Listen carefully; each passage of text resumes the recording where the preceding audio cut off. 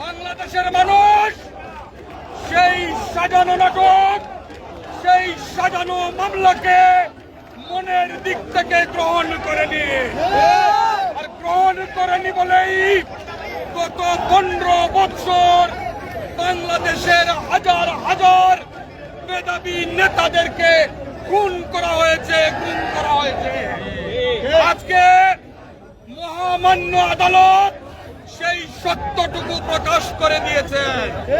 মহামান্য আদালত বলেছে জনাব তারেক রহমানের বিরুদ্ধে যে অভিযোগ গঠন করা হয়েছিল তা মিথ্যা এবং সাজানো।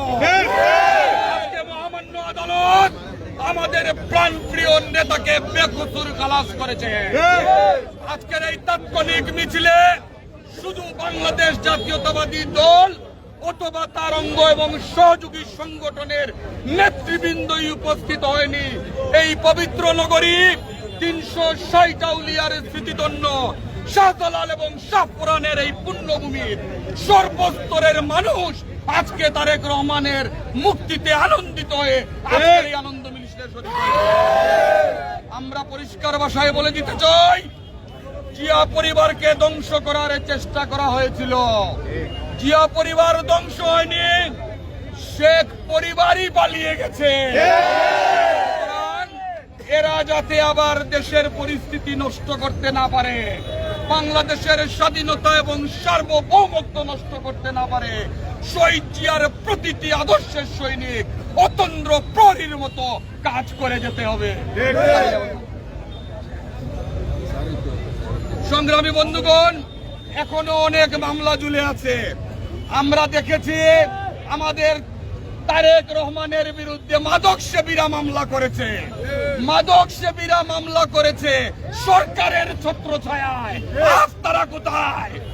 সংগ্রামী বন্ধুগণ, আজকের এই তাৎক্ষণিক মিছিলে যারা উপস্থিত হয়েছে আপনাদেরকে ধন্যবাদ জানাচ্ছি, কৃতজ্ঞতা জানাচ্ছি।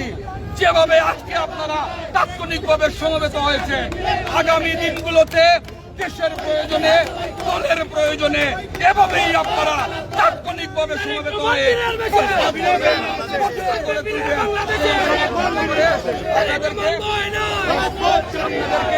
আবারও ধন্যবাদ এবং কৃতজ্ঞতা জানিয়ে ইনশাআল্লাহ আমরা বিশ্বাস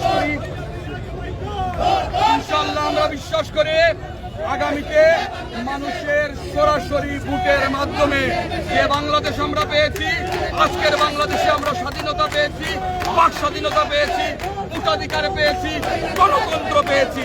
সুতরাং বাংলাদেশের মানুষ বিমুখ হয়ে আছে ভোট দেওয়ার জন্য। আমরা অবিলম্বে একটি নিরপেক্ষ নির্বাচনের মাধ্যমে আগামী সরকার প্রতিষ্ঠিত হবে, জনাব তারেক রহমানের সরকার প্রতিষ্ঠিত হবে, এই আশাবাদ ব্যক্ত করে আজকের এই সমাবেশে উপস্থিত আছেন আমাদের সিলেট মহানগর বিএনপির সভাপতি, সাবেক সভাপতি জিয়াউল কুনিয়ার বিন জিল্লুর, আমাদের সহসভাপতি সাদিকুর রহমান সাদিক, আমাদের জেলা বিএনপির সংগ্রামী উপদেষ্টা কামরুল হাসান শাহিন, আমাদের হাসান পাটোয়ারি রিপন, আমাদের অ্যাডভোকেট সাইদ, আমাদের মির্জা লিটন, আমাদের মধ্যে উপস্থিত আছেন সাবেক মাহবুব, আমাদের যুবদলের অ্যাডভোকেট মোমেন,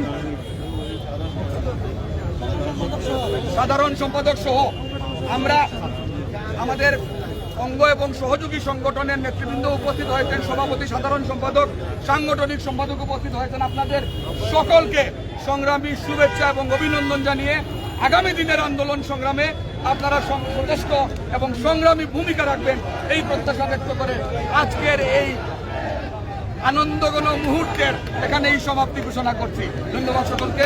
খোদা হাফেজ। বাংলাদেশ।